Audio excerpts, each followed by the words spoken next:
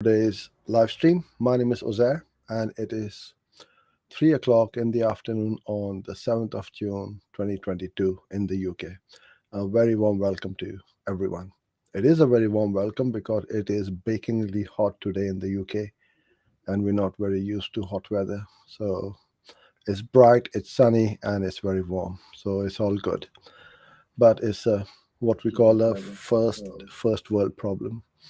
Um, okay, so if you haven't been here on one of these sessions, the format is I cover a certain topic. It's mostly all about Google Ads, YouTube ads, online digital marketing for lead generation, and online sales. I'll cover a certain topic today, and towards the end of the session, if there are any questions, I will try my best to answer them for you.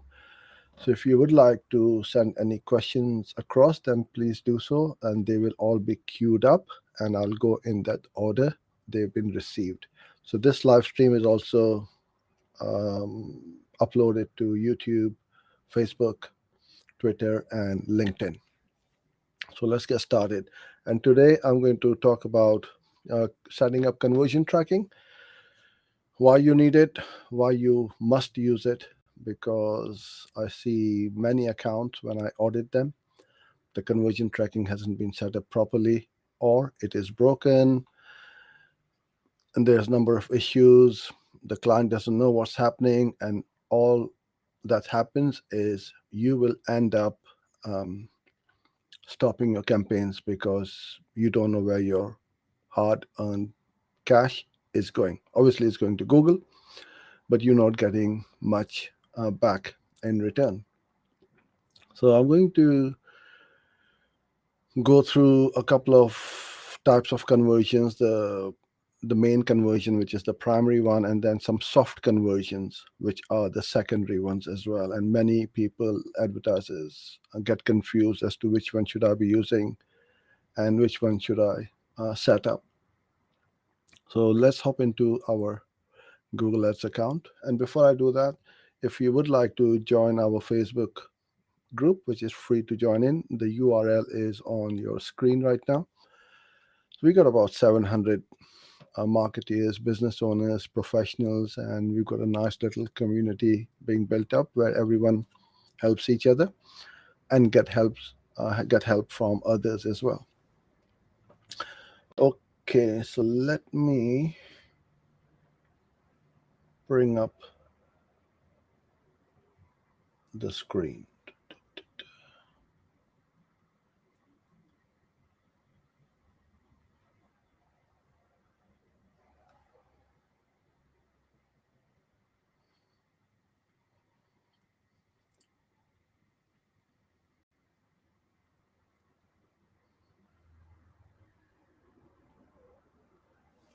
Okay, so I'm gonna keep it nice and big so everybody can see it properly.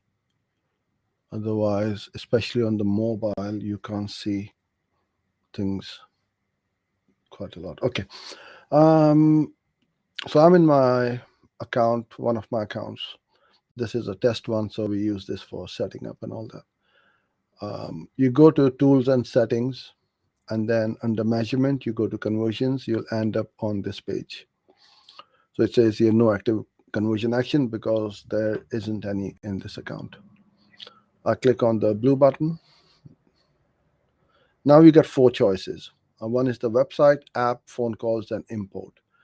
Website is the conversion action being taken on the website. So if you are generating leads or you want somebody to make a purchase on your website, that's what you would do. So it says here when you hover the mouse, online sales, link clicks, page views, or signups, right?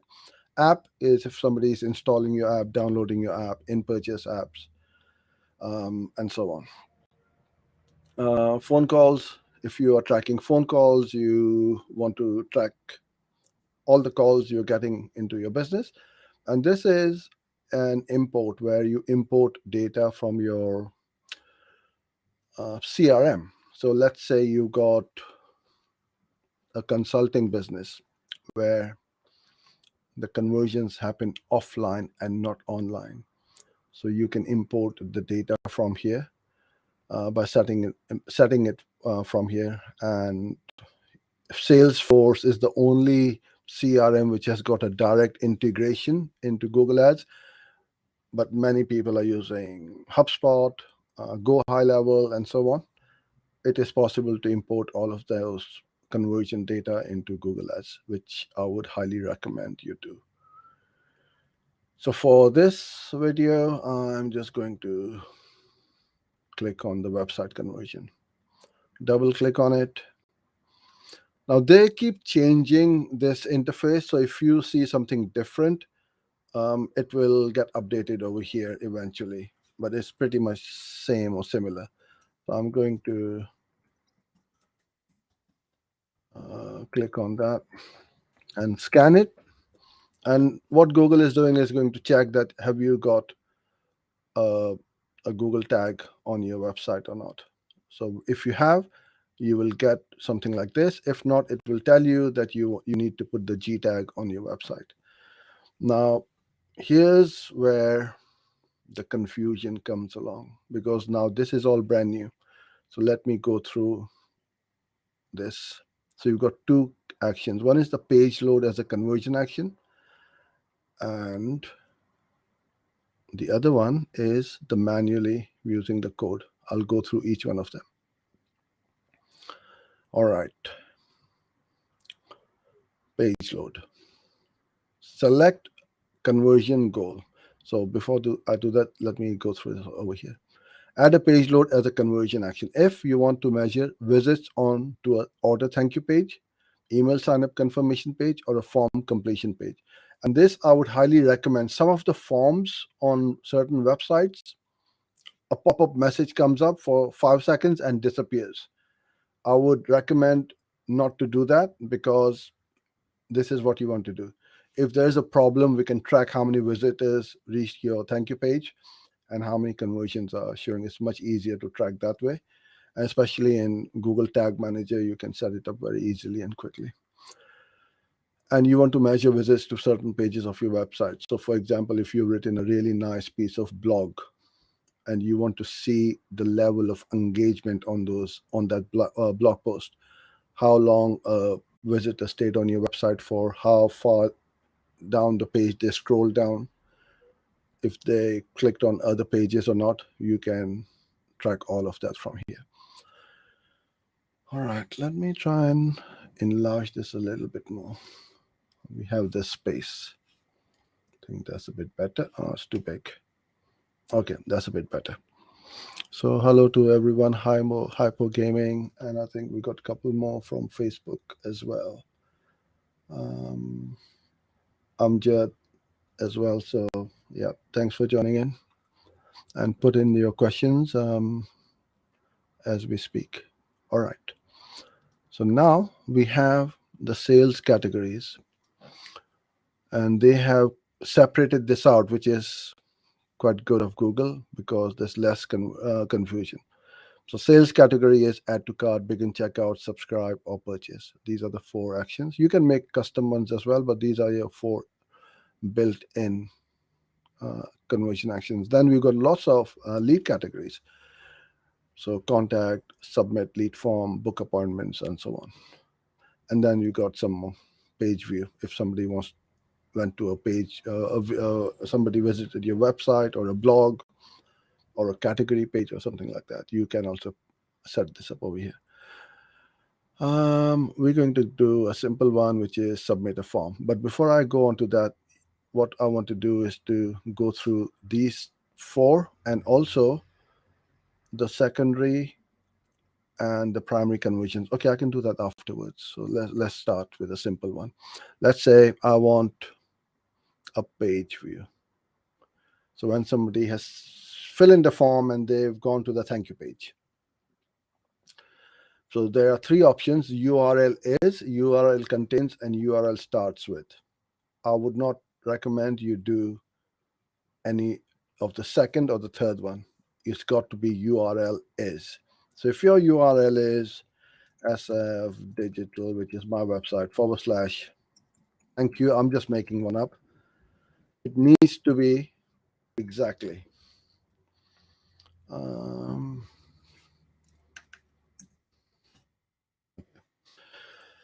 it needs to be exactly that, because if it contains SF Digital, then obviously the whole website would, every person would be a conversion, and starts with, obviously every page of my website starts with um, SF Digital, unless you've got a subdomain where you can change this. But anyway, we're going to keep things simple. Click on add. So that page load has popped up over here. And then you can create more conversions if you like. You can make multiple conversions and so on. The other one is this one, add conversion actions manually using code. Add a conversion action manually if you want to use custom features like dynamic values and transaction ID. This is great for e-commerce sites. Every conversion is a different amount. It's not the same amount unless you only have one product and one price. I mean, even for those, sometimes people may buy multiple products, so the price won't be, the order value or the transaction value would not be the same. You want to count conversions when users click on links or buttons on your website. So for affiliate marketers, if you want to track how many people came to my landing page and then click through to that offer page, then that is how you would track it. Yeah. We also track things like how many visitors on my blog or website clicked the YouTube play button. So we can see the level of engagement. You can also track the clicks on a WhatsApp button, see how many people contacted you, or a chat button on your website. Right? So these are all clicks on buttons. Click on the plus button. And now we have goal and action optimization. So select the goal category for this action. So again, you get the same category, sales, leads. This is exactly the same, but it's just a different window. So I'm going to say, let's say, submit a lead form. This is where most people don't go into or miss out because it's hidden. And I wish Google don't set this up as a hidden one, because this is quite important. It's very important, actually. It's critical. So you have this chat box where you can add submit leads form to account default goals, which is fine. So for this goal, choose if this primary action for bidding optimization and reporting or a secondary action used for observation. Secondary action used for observation. It is not for reporting and it is not for optimization. I just want to see how many people are taking that action so that I can track and judge the level of engagement on my website, the quality of the visitors from a certain traffic channel, and so on, or from a campaign. So if you were tracking submit lead form, which I am right now, I want that to be a primary action used for bidding optimization. So this is how Google is going to optimize my bids and my campaign. If I were to, let's say, go into, let's go other, and I want to, why is it not letting me do that? That's very weird.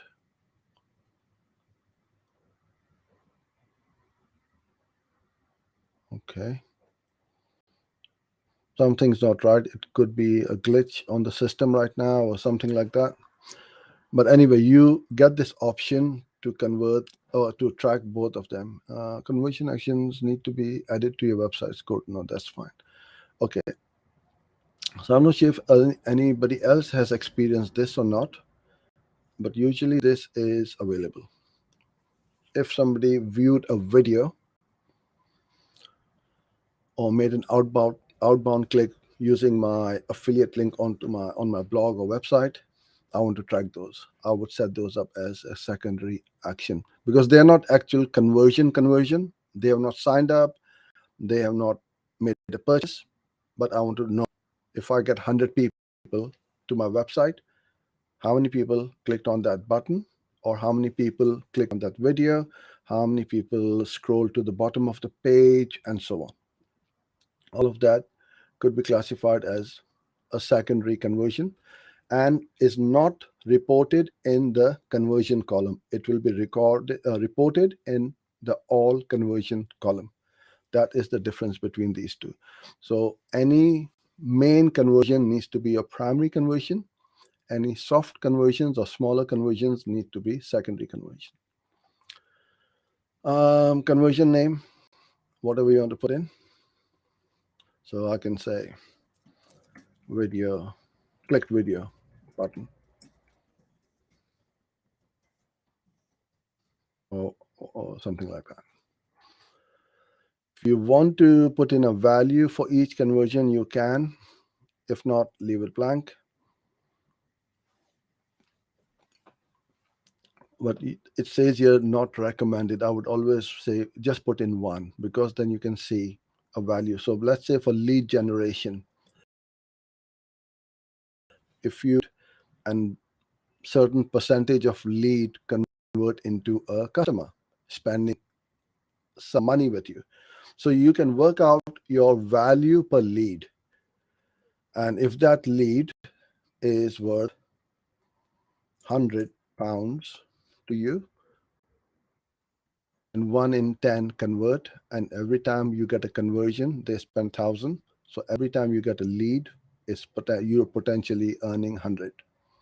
So you put that 100, because then you can work out the ROAS, the return on ad spend in your campaigns, which is giving me the best return on ad spend, so you can start scaling those up. For lead generation, you put in 1, because sometimes people enter it again because something went wrong on the computer, or the lead didn't go through, or the website wasn't working, or whatever. And for purchases, for e-commerce, you put in every. Click-through conversion rate, it depends on what your conversion window you want to track. So usually we keep it 30. We don't change this one. We leave it as it is. But if you want to change it to 30 days, you can.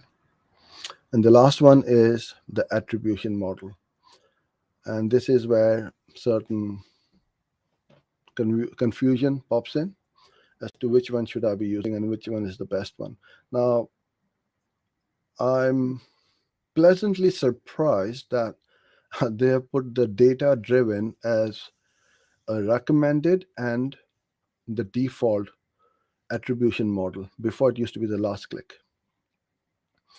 So what you want to do is, let's say, and I want to go through with you so you understand totally.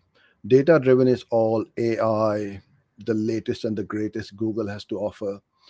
It has got so many data points that it's going to work out which campaign, which click, which ad attributed in that conversion, right? So wherever possible, use this. If you don't have it whitelisted in your account, it will eventually come in.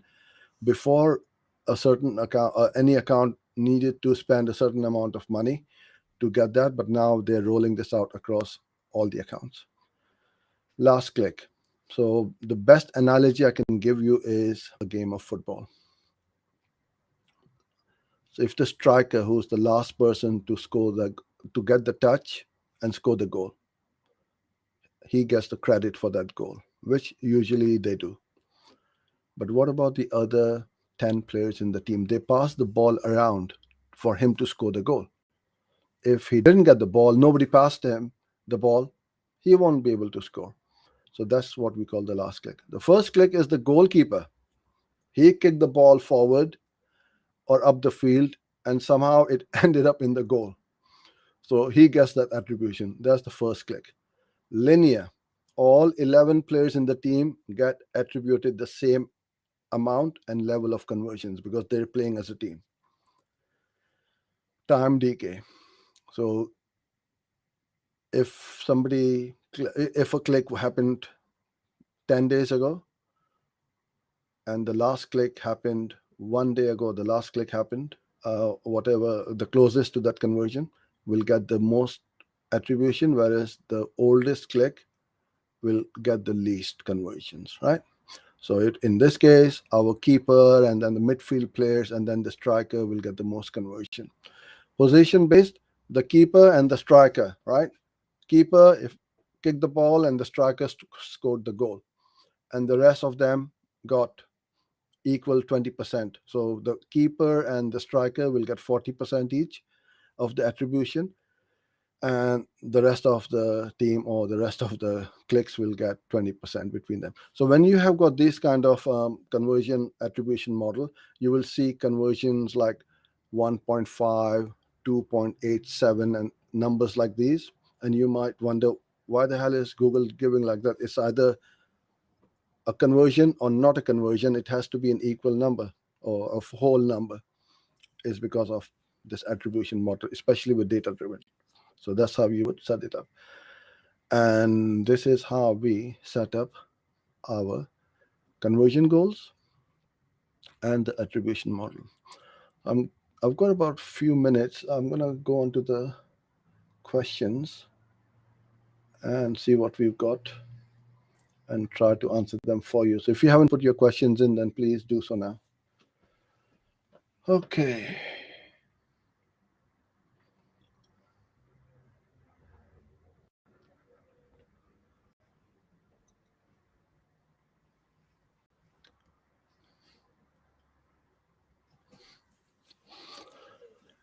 Can you tell how to onboard a client? I mean, how to set them up, adding their payment account.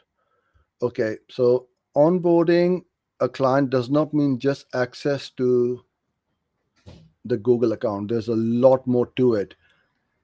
We need to set up the contract. We need to set up our billing between between the agency or the freelancer and the client. And there are certain steps. And I'm going to go and I will be covering this in detail in the forthcoming live streams.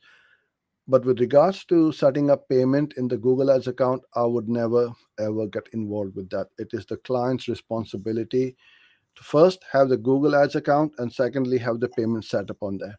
We never get involved, and you should never. And I always recommend don't get involved with it, because if something goes wrong, the accounts get suspended. You're going to get the blame.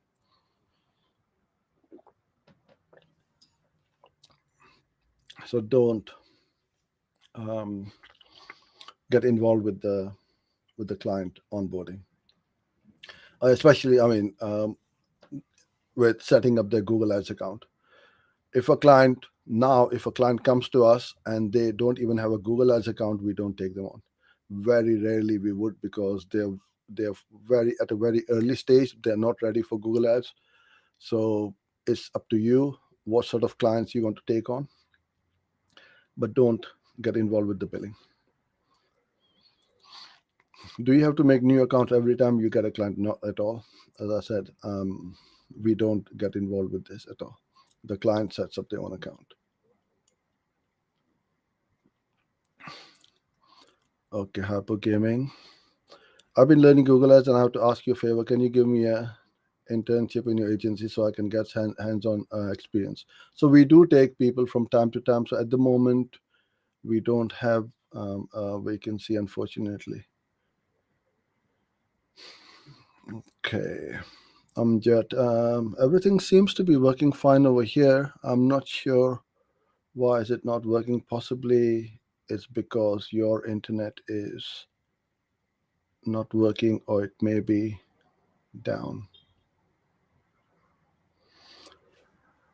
Can you make a detailed video on onboarding a client? Yes, I would. And we have a whole series of steps we take on how to onboard a client in Asana or ClickUp and things like that. So thank you all so much for sending in this questions, and I'll got another call to hop on, so I'm gonna keep it short today. I'll be back on Friday, so same place, same time. So till then, stay safe and have a great week. Bye for now.